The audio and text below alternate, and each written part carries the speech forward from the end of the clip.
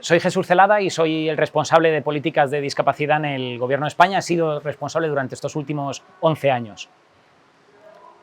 Bueno, la situación de la discapacidad en República Dominicana la podríamos considerar óptima, ¿no? Se está siguiendo una hoja de ruta muy en la línea de lo que establece la Convención Internacional de los Derechos de las Personas con Discapacidad.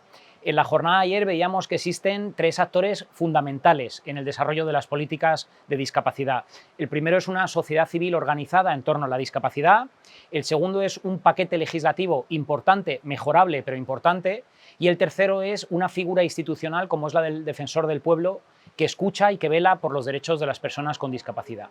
Entre las mejoras, la primera de ellas tiene que ser la implicación, la mayor implicación del Poder Legislativo. Es necesario que el Gobierno dominicano se implique al 100% en la mejora de las políticas de discapacidad desde un punto de vista transversal, implicando a todos y cada uno de los ministerios. Y muy importante, y es otro de los puntos a destacar, es la sensibilización social. Una sociedad que no está sensibilizada con la discapacidad no reconoce los derechos de las personas con discapacidad y es fundamental que la sociedad dominicana conozca las particularidades y singularidades de las personas con discapacidad. Desde luego, República Dominicana está haciendo una labor paso a paso fundamental en la hoja de ruta que establece la Convención, participando en organismos internacionales como es el Programa Iberoamericano de Discapacidad en el marco de la Secretaría de Estados Iberoamericanos, y esto sin duda pone a República Dominicana en el mejor camino para alcanzar el pleno derecho y la igualdad de condiciones de las personas con discapacidad. La legislación, como digo, es sustancialmente mejorable, hay que mejorarla. Tiene que haber una legislación en República Dominicana que vaya en consonancia con la Convención Internacional de los Derechos de las Personas con Discapacidad establecida por la ONU en el año 2008. Una legislación que primero reconozca e identifique también a los agentes sociales, a la sociedad civil organizada en torno a la discapacidad, como el interlocutor único ante las instituciones públicas y como el valedor de la portavocía de las personas con discapacidad. Es necesario que la sociedad civil organizada en torno a la discapacidad en Dominicana se sienta respaldada por esa ley, que la ley le reconozca como portavoz único y que sean los interlocutores oficiales ante las instituciones públicas. Es necesario que además también de esa interlocución, de ese diálogo civil, la ley garantice la igualdad de oportunidades. Es necesario que la ley dominicana garantice también la transversalidad. Las personas con discapacidad, según la Convención, son personas de pleno derecho, ya no son sujetos pasivos de un sistema sanitario y asistencial. Las personas con discapacidad, según la Convención, y así tiene que establecerlo la legislación dominicana, son personas de pleno derecho.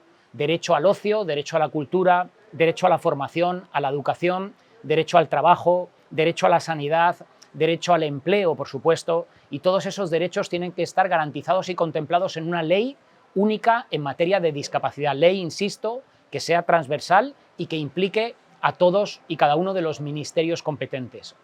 Por último, tiene que ser una ley también que implique a la accesibilidad. Sin accesibilidad universal, no solo la accesibilidad física, sino también la sensorial y la cognitiva, sin accesibilidad universal no hay una plena inclusión, una igualdad de oportunidades de las personas con discapacidad. Y es muy necesario que el sistema legislativo y normativo dominicano contemple y obligue a que todas las instituciones públicas y privadas desarrollen políticas de accesibilidad universal para todo tipo de discapacidad y para todas las personas, de manera que todos tengamos acceso a los bienes, servicios que nos brinden estas instituciones. Y sí que es verdad que la ley tiene que contemplar también mecanismos de seguimiento, de control, de inspección y de sanción en el caso de incumplimiento en materia de igualdad de oportunidades de personas con discapacidad, en el caso de vulnerar sus derechos o en el caso de no contemplar las medidas de accesibilidad. La ley tiene que obligar a que los gobiernos sancionen y castiguen a aquellas instituciones públicas o privadas que no cumplan y que vulneren los derechos de las personas con discapacidad. Y es muy importante el ámbito educativo, sumamente importante que la educación sea inclusiva y que haya igualdad de oportunidades para todos los alumnos y alumnas independientemente de sus capacidades. Y así lo tiene que establecer el marco normativo dominicano. Existen buenas prácticas en el ámbito educativo, y ayer las vimos en el seminario, que fomentan la educación inclusiva. La primera de ellos sería establecer un censo de estudiantes, de niños y de niñas que van a colegios tener un censo para conocer sus discapacidades, para conocer dónde viven, para conocer la edad que tienen y en base a ello desarrollar políticas educativas inclusivas. Otro caso de buenas prácticas es la formación del profesorado. Es necesario que los docentes en las aulas tengan el conocimiento y las habilidades oportunas y necesarias para poder formar, instruir y educar a niños y a niñas con discapacidad en un ambiente inclusivo, en el que la igualdad de oportunidades entre todos ellos sea existente y sea garantizada. Está claro que los niños y las niñas que estudian y que comparten aulas con niños y con niñas con discapacidad son mejores personas en el futuro y es necesario tener un sistema educativo inclusivo. También, aparte del profesorado, es importante que en las aulas existan recursos materiales para que el profesorado pueda hacer efectiva esa inclusividad.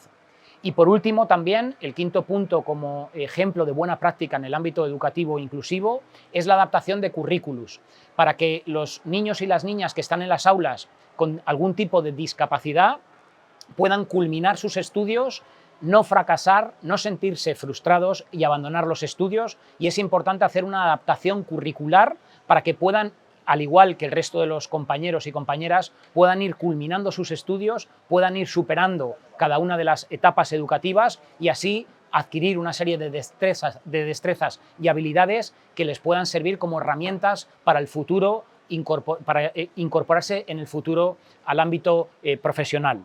Con estos 5 ejemplos, el censo, la formación del profesorado, la habilitación de recursos y la adaptación curricular, añadiría un elemento más, y es la coordinación entre el sistema educativo, el sistema sanitario y el sistema social para garantizar una atención temprana de calidad para que los niños y las niñas se puedan educar en un ambiente inclusivo y garantista de su futuro incorporación profesional. Respecto a la jornada y al seminario de ayer, decir que me vuelvo a España con una satisfacción porque sé que en las políticas de discapacidad en República Dominicana, a raíz del seminario de ayer, hay un antes y un después.